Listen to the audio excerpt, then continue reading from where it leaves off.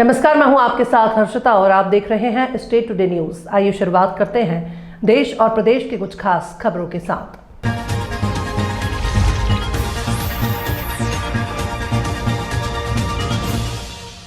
Supreme court के आदेश के बाद मध्य प्रदेश लोक शिक्षण संचालनालय भोपाल से सन 2009 से पहले भर्ती शिक्षकों को शिक्षक पात्रता परीक्षा अनिवार्य किए जाने को लेकर 8 अप्रैल 2026 बुधवार को जमकर विरोध हुआ। लोक शिक्षण संचालनालय के बाहर अध्यापक शिक्षक संयुक्त मोर्चा के बैनर तले सैकड़ों शिक्षक एकजुट होकर अपने अपने हाथों में तख्तियां लेकर लोक शिक्षण संचालनालय के अधिकारियों और सरकार के खिलाफ नारेबाजी की। शिक्षकों ने टीटी निरस्त करने की मांग की है। डीपीआई डायरेक्टर के द्विवेदी ने ज्ञापन लेकर मुख्यमंत्री को अवगत कराने का आश्वासन दिया। साथ ही आश्वासन भी दिया कि इसमें जो भी विसंगतियां होंगी उन्हें दूर किया जाएगा। इसके बाद शिक्षकों का प्रदर्शन खत्म हुआ। इंद्र को अपनी सत्ता और शक्ति पर घमंड हो गया था। घमंड तोड़ने को गोवर्धन पूजा की और सुनाया प्रसंग। राजगढ़ जिले के सारंगपुर तहसील की ग्राम पंचायत नारायणपुर कोलूखेड़ा में सरदार वल्लभ भाई पटेल मानव सेवा ट्रस्ट चैरिटी नेत्र संस्थान सरदारपुर धाम नारायणपुर में चल रही 7 दिवसीय श्रीमद् भागवत कथा के 5वें दिन बुधवार को गोवर्धन पूजा के साथ भगवान श्री कृष्ण की बाल लीलाओं के प्रसंग के साथ नामकरण, पूतना वध के साथ माखन चोरी की लीलाओं का वर्णन किया गया। कथावाचक पंडित शिवदयाल भार्गव ने कहा कि भगवान श्री कृष्ण ने अपनी लीलाओं से जहां कंस के भेजे राक्षसों का संहार किया, वहीं ब्रज के लोगों को आनंद प्रदान किया और कथा के दौरान भगवान गिरिराज पर्वत को उठाते हुए सुंदर झांकी सजाई गई और 56 भोग लगाया गया। इस दौरान भजनों पर श्रद्धालु नृत्य करने लगे और प्रसंग में पंडित शिवदयाल भार्गव ने बताया कि इंद्र को अपनी सत्ता और शक्ति पर घमंड हो गया था। उसका गर्व दूर करने के लिए भगवान ने ब्रजमंडल में इंद्र की पूजा बंद कर गोवर्धन पूजा की शुरू कर दी। इससे गुस्साए इंद्र ने ब्रजमंडल पर भारी बरसात कराई। प्रलय से लोगों को बचाने के लिए भगवान ने कनिष्ठा उंगली पर गोवर्धन पर्वत को उठा लिया। 7 दिनों के बाद इंद्र को अपनी भूल का एहसास हुआ और इससे गांव के सभी लोग गोवर्धन पर्वत के नीचे आ गए और वहां शरण ली। भगवान श्री कृष्ण ने इंद्र का मान नष्ट करके गिरिराज पूजा कराई थी। तब अब सभी ब्रजवासियों ने गोवर्धन पहुंचकर गोवर्धन पर्वत का पूजन किया और 56 भोग लगाया। 56 भोग का प्रसाद सरदार वल्लभ भाई नेत्र अस्पताल ट्रस्ट के संचालक डॉक्टर राजेंद्र पाटीदार सुनीता पाटीदार की ओर से लगाया गया। उन्होंने कहा कि आज भी वृंदावन में बांके बिहारी को दिन में 8 बार भोग लगता है। कथावाचक ने कहा कि व्यक्ति को कभी घमंड नहीं करना चाहिए और समाज को जोड़ने का काम करे, ना कि तोड़ने का, क्योंकि संगठित समाज ही आगे की ओर बढ़ता है। और कथा सुनते नहीं, कथा लेने आए हैं। भाव से कथा को श्रवण करना चाहिए। सरदार वल्लभ भाई पटेल चैरिटेबल नेत्र चिकित्सा संस्थान नारायणपुर परिसर में लगा रक्तदान शिविर। 119 यूनिट रक्तदान हुआ। राजगढ़ जिले के सारंगपुर तहसील के गांव नारायणपुर कोलूखेड़ा में सरदार वल्लभ भाई पटेल चैरिटेबल नेत्र चिकित्सा संस्थान ट्रस्ट निर्माणाधीन नेत्र अस्पताल में चल रहे धार्मिक आयोजन के साथ रक्तदान शिविर का आयोजन किया गया। बुधवार को स्वैच्छिक रक्तदान शिविर लगाया गया। इनमें नेत्र अस्पताल ट्रस्ट सदस्यों सहित लायंस क्लब इंटरनेशनल नारायणपुर के सदस्यों ने भी बढ़ चढ़कर हिस्सा लिया। सरदार वल्लभ भाई पटेल मानव सेवा ट्रस्ट नेत्र संस्थान के संचालक डॉक्टर राजेंद्र पाटीदार ने बताया कि नेत्र अस्पताल के निर्माणाधीन के चलते इस परिसर में 7 दिवसीय धार्मिक अनुष्ठान और कथा के साथ अन्य कार्यक्रम चल रहे हैं और इसी के तहत अस्पताल परिसर में आज रक्तदान शिविर लगाया गया। इसमें सारंगपुर निवासी आनंद सक्सेना ने 54 साल की उम्र में 25 बार रक्तदान किया और रक्तदान को अपनी आदत बनाकर मिसाल कायम की। उन्होंने अब तक 25 बार रक्तदान किया और सारंगपुर नगर सहित आसपास जगह जहां भी रक्तदान शिविर लगता है वहां पहुंच जाते हैं। उनका ये नेक कार्य समाज के लिए प्रेरणादायक है, जो कई जरूरतमंदों की जान बचाने में मददगार साबित होता है। बहुत बड़ी है भाई, इतनी बड़ी थोड़ी स्टेट में लगती है।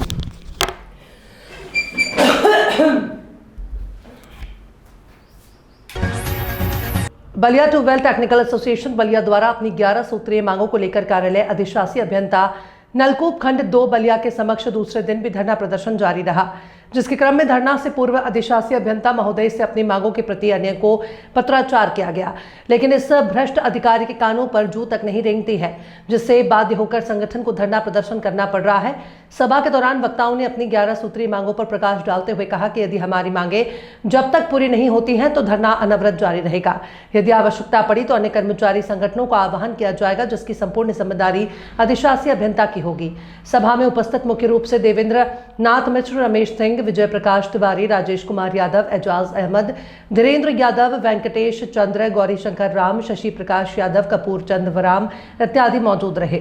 नारायण मिश्रा, अध्यक्ष ट्यूबवेल टेक्निकल। अध्यक्ष जी, आज किस तरह का आप लोग का दूसरा दिन धरना चल रहा है? आज का धरना क्या है और धरने के माध्यम से आप लोग क्या मांग कर रहे हैं? सबसे बड़ी बात है कि हमारे 11 सूत्रों पर मांग पत्र भेजा गया था, जिस पे एक दिन में वार्ता भी हुई। वार्ता में कुछ सहमति बनी, लेकिन उसका कार्यविधि के माध्यम से ऐसा पत्र भेजा उन्होंने कि बिल्कुल आरोपित पत्र की तरह से बनाया गया था, आरोप पत्र की तरह से बनाया गया था जी। और जिसके वजह से सारी वार्ता विफल हो गई जी। फिर भी हम लोग पत्राचार करते रहे, अनुरोध करते रहे कि एक बैठ के वार्ता हो जाए। तो कैसा 11 सूत्रीय मांग है, उसमें मुख्य मांगे क्या है आप बहुत लोग सारी की? मांगे, जैसे हम लोग की एसीपी थी, टीए से संबंधित यात्रा भत्ता नहीं मिला हम लोगों को लगभग 30 माहों से। लेबरों का द्वारा कराया गया नलकूपों पर कार्य जो करवाए हम लोग, लोडिंग लिफ्टिंग, दिसंबर से अब तक नहीं मिला। आश्वासन दिए कि नहीं दे देंगे, तब भी नहीं दे रहे हैं। ट्रांसफ़र क्या नाम है कि यात्रा भत्ता नहीं दिया इन्होंने। यही सब सारी चीज़ें हैं। फिर मानक के अनुसार हम लोग सामान मांगे तो इन्होंने लिखा कि नहीं, मानक के अनुसार ही सामान दिया जाता है, गुणवत्ता की जांच करके ही दिया जाता है। तो वही हम दोनों चीज़ सामने ला के रख दिए हैं। अब तो आप ही लोग तय करेंगे कौन सा मानक करना क्या है गुणवत्ता? थोड़ा दिखाइए अपना, क्या गुणवत्ता दिखा रहा ये है? है कि जो पहले मिलता था हम लोगों को, ये वाला फ्लैट केबल मिलता था अच्छा, अच्छी कंपनी की, 10 साल 5 साल चलता। जो 10 साल 15 साल भी पानी में रहे तो खराब नहीं होता मतलब था। ये 25-30 mm का लग रहा है? नहीं, 6 mm का। अच्छा, 6 mm का आता है। 6 mm का ये भी है, लोकल स्तर की सप्लाई है। ये जनपद स्तर की सप्लाई दोनों है। ये पहले बढ़िया आता था, अब ऐसा आ रहा है कि जल्दी से पानी में लीकेज हो जा रहा है। और क्या मिला है आपको? जान माल का खतरा बना रहा है इसमें। और ये किट कैट है, ये वर्तमान में सप्लाई आ रही है। अच्छा, इसके पहले जो सप्लाई आती थी हेवेंस कंपनी की आती थी, अच्छा हैवी थी पहले। हैवी थी। एक बार लगा दीजिए। तो क्या इससे आप लोग को डर भी लग रहा है क्या सर? क्यों नहीं डर? करंट आग लीकेज लगने का डर रहा है, आदमी को जान माल का खतरा क्या बना नाम है, रहा क्या नाम है सर आपका? मेरा नाम राजकुमार राव जी खंडीय सचिव हैं। जी। क्या हुआ है सर, आप लोग क्या चाहते हैं? कैसा डर लग रहा है आप लोग को अब? नकली सामान दे करके हम लोग टेबल पे जाते हैं, लगाते हैं तो शाक लगने का डर बना रहा था। वो अर्थिंग नहीं हुई है टेबल में।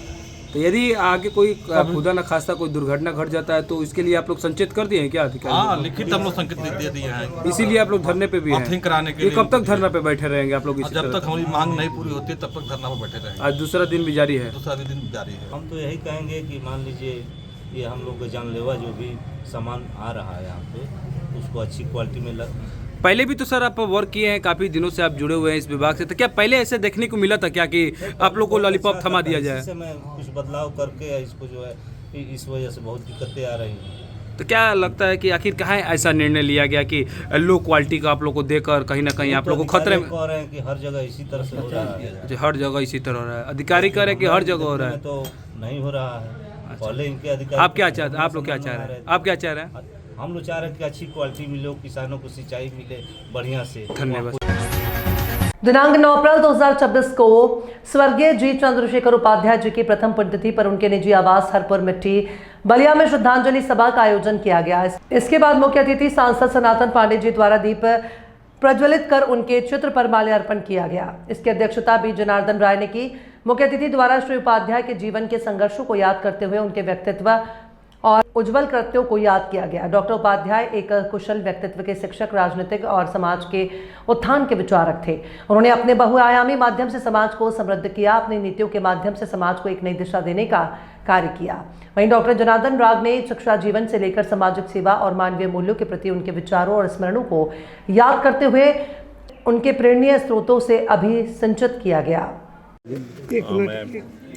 परिचय बता दीजिए। मैं चंद्रशेखर उपाध्याय, बड़े लड़के परितोष उपाध्याय। क्या कहेंगे अपने पिताजी के लिए जिस तरह आज श्रद्धांजलि सभा प्रथम आयोजन किया गया सर? आज का आयोजन हम सभी पूरे परिवार के सदस्यों ने मिल कर के और उनके यादों को समेटने के लिए उनके निकटतम जितने भी उनके मित्र दोस्त जो भी सहयोगी रहे हैं सबको बुला करके इस कार्यक्रम का आयोजन कराने का काम किया है हम लोगों ने। और इस कार्यक्रम के तहत हम लोगों ने उनके बचपन से लेकर के और नौकरी काल तक जो भी उन्होंने अपने दोस्तों के साथ, मित्रों के साथ शेयर किया, आज उन लोगों की बातों उनकी जुबानी सुन करके हम लोगों ढाढ़स हिम्मत बढ़ी है। और आने वाले समय में जो इन लोगों ने बताया है कि उन्होंने कैसे अपने जीवन को जिया है, किस दृढ़ता के साथ, किस निश्चितता के साथ समाज को क्या संदेश उन्होंने दिया है, उसका आत्मसात करने की पूरी कोशिश करेंगे और अपने परिवार की तरफ से उन्हीं रास्तों पर चलने का हम प्रयास करेंगे जिन रास्तों पे मेरे पिता ने समाज को ले जाने का काम किया है। सांसद जी, आज के आयोजन को लेकर क्या कहेंगे आप? इस सब प्रथम आज से जानकारी से हो रहा स्वर्गीय श्री चंद्रशेखर उपाध्याय जी से मेरा लगाव 1975 से रहा है। वो मेरे परिवार के बाद थे और हमारा परिवार जो आगे बढ़ा उनके आशीर्वाद से ही आगे बढ़ा है। एक लंबी कथा है उनसे हमारे संबंधों का। अभी मुझे नहीं लग रहा है कि हमारे बीच नहीं है। प्रतिमा को देखने के बाद लगा कि हमारे बीच नहीं है। लग रहा है कि हमारे दाएं बाएं कहीं से जो है वो हमको देख रहे हैं, अपने परिवार को देख रहे हैं। इस क्षण में जो है एक ही बात है कि भगवान उनको अपने श्री चरणों में स्थान दें और उनके परिवार को जो है एक दुख को सहने की शक्ति प्रदान करें और उनका परिवार और उनसे जुड़े हुए लोग उनके बताए हुए रास्ते पर चलें। यही आज उनके लिए सच्ची श्रद्धांजलि है। जब आप मंच से संबोधन भी कर रहे थे, आप भावुक हो गए थे, जैसे बता रहे कि आज पता नहीं चल रहा कि कहीं है नहीं, हम लोग के बीच में है। ताकि कौन से ऐसे बातें जो आज भी उनको आपको काफ़ी लगाव रखती है? पता कि हमारे हमसे उम्र में जो है वो 8 साल 9 साल रहे थे। उनका संबंध हमारे पिताजी से जुड़ा है। हमारे पिताजी की मृत्यु 1989 में हुई। उससे पहले हमारे बहनोई की नौकरी देना, घर आना, वही रास्ता था तारी बगाव जाने के लिए। तो कभी किसी बात पर अपने उचित सलाह देना, अब आज लगता है कि मुझे कोई उचित सलाह देने वाला नहीं, इसलिए बहुत भारी है। हमारे पिताजी ने यही हमें शिक्षा दी कि चाहे परिस्थितियाँ कैसी भी हों, पर आपको लड़ते रहना है और जो लड़ता है वही जीतता है। तो क्या पिताजी के लिए आप श्रद्धांजलि देते हुए कहेंगे कैसा पिताजी ने प्रथम आयोजन किया गया, क्या कहेंगे? मैं तो यही कहूँगी कि उन्होंने जो शिक्षा दी है, जो हमें हमारे अंदर लड़ने की जो शक्ति दी है, जो उन्होंने वो हमेशा कहते थे कि लॉजिकली बात करो, कभी भी ऐसे नहीं कि अचानक से कुछ भी बोल दो, हमेशा सोचो और फिर बोलो। तो ये चीज़ हमें अपने जीवन में रखनी है, आगे चल कर के भी हम हमेशा इसको फॉलो करेंगे। Thank you. आज हमारे स्टेट टुडे की टीम पहुंची ग्राम पंचायत नांदवेल। सरपंच प्रतिनिधि मांगीलाल कुमार से करी विकास के बारे में चर्चा।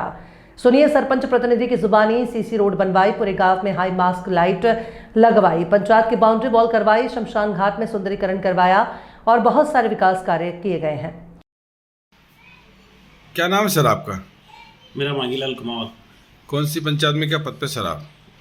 नांदवेल पंचायत में हूँ मैं, और मैं सरपंच प्रतिनिधि हूँ। मेरे भाई पे सरपंच संतोष भाई, पति मांगीलाल कुमार है सरपंच प्रतिनिधि। सर आपने आपके कार्यकाल में क्या क्या विकास कराया पंचायत के अंदर?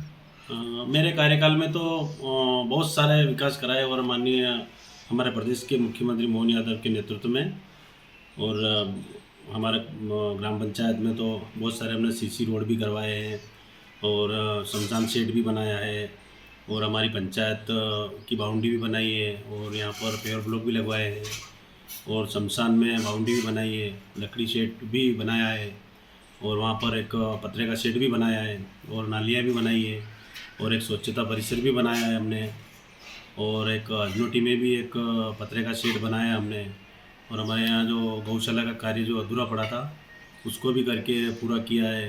गौशाला में एक ट्यूबवेल भी लगवाई है, वहाँ एक कुआं भी खुदवा के अपना पाइपलाइन करवाई है, और स्ट्रीट लाइट भी लगाई है, और बड़ी हाई मार्क्स लाइटें भी लगाई है, बड़ी जो 3-4 लाइटें वो भी। शमशान घाट की क्या स्थिति है?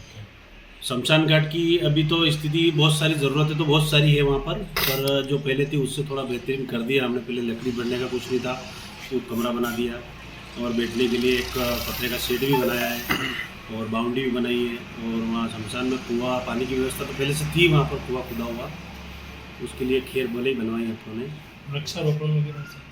वृक्षारोपण भी करवाया है हमने। वृक्षारोपण में पौधे लगवाए थे 400 से 500 पौधे। 400 सभी चल रहे हैं? नहीं, उसमें कुछ पानी की वजह से, कुछ खुले की वजह से सूख भी गए हैं, वो ज़्यादा नहीं चल रहे, 100-200 पौधे चल रहे हैं। स्कूल में भी लगवाया था, स्कूल में हमारे पास में आ गया है, तो यहाँ भी बाउंड्री नहीं है, इस वजह से वो चल नहीं पाए। ऐसा बहुत सारा विकास कराया आपने। हाँ। सांदीपनी शासकीय उच्चतर माध्यमिक विद्यालय सतवास में संकुल प्राचार्य आशा जोशी के मार्गदर्शन में बागली विधायक मुरली भवरा का आभार व्यक्त किया गया। सांदीपनी शासकीय उच्चतर माध्यमिक विद्यालय सतवास के भवन निर्माण के लिए विधायक के प्रयासों से 20 करोड़ की राशि स्वीकृत हुई है। विधायक बागली ने सतवास के लिए शिक्षा के क्षेत्र में यह महान सौगात दी है। विधायक परिवार ने मुख्यमंत्री डॉक्टर मोहन यादव और स्कूल शिक्षा मंत्री राव उदय प्रताप सिंह का भी धन्यवाद व्यक्त किया। विद्यालय के स्काउट शिक्षक मनोज दुबे के संचालन में विद्यालय के बेटे बेटियों को प्राचार्य द्वारा मिठाई खिलाकर और शिक्षक शिक्षिकाओं द्वारा पुष्प वर्षा कर उत्सव मनाया गया और स्काउट बैंड बजाकर नारे लगाए गए। धन्यवाद विधायक जी का किया गया। स्कूल चले हम, मुख्यमंत्री जी का धन्यवाद।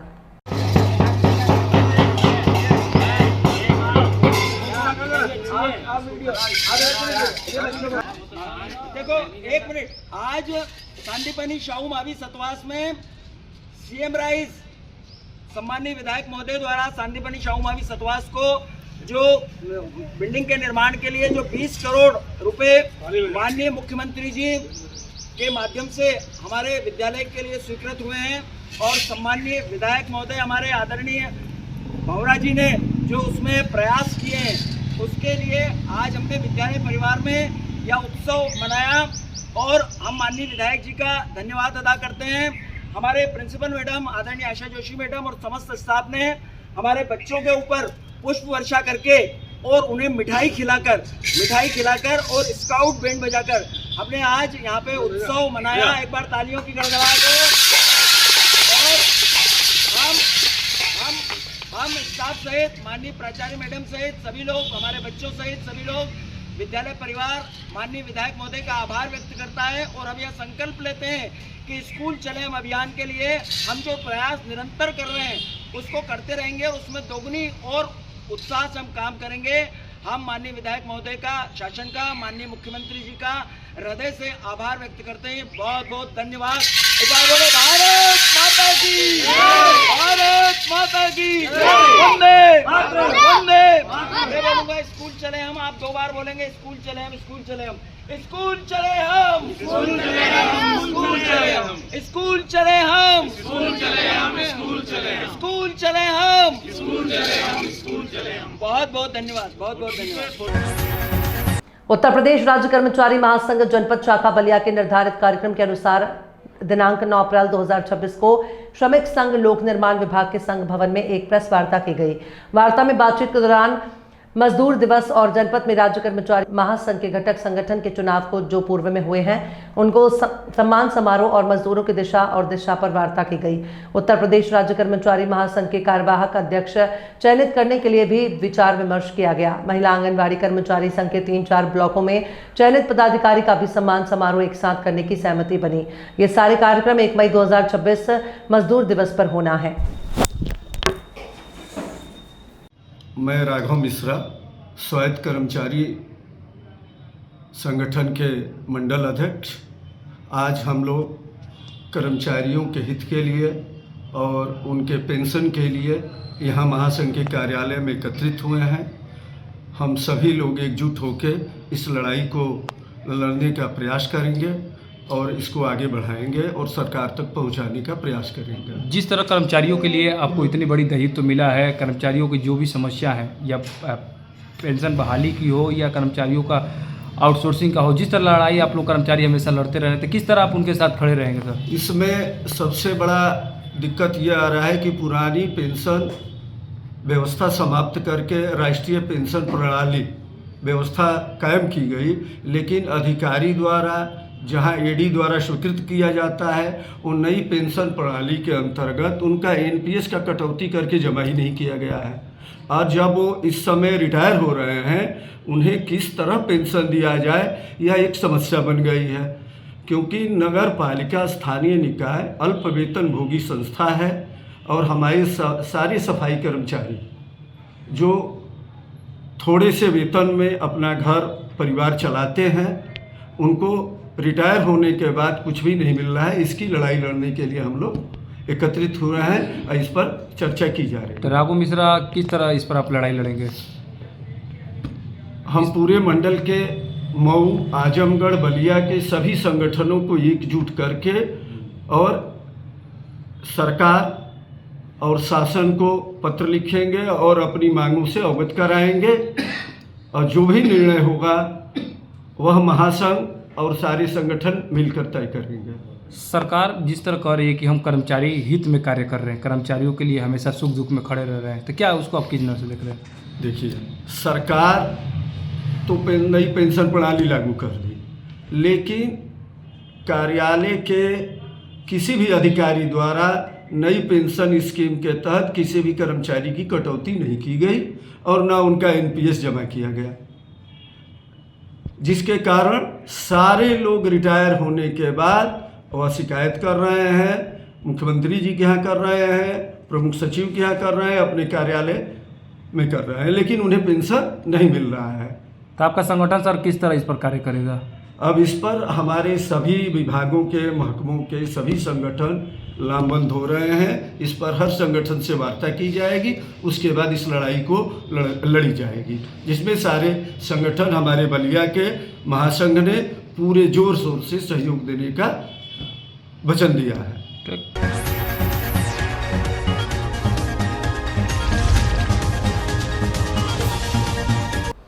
देश और प्रदेश की खास खबरों में फिलहाल इतना ही, और भी खबरों के लिए आप देखते रहिए स्टे टुडे न्यूज़।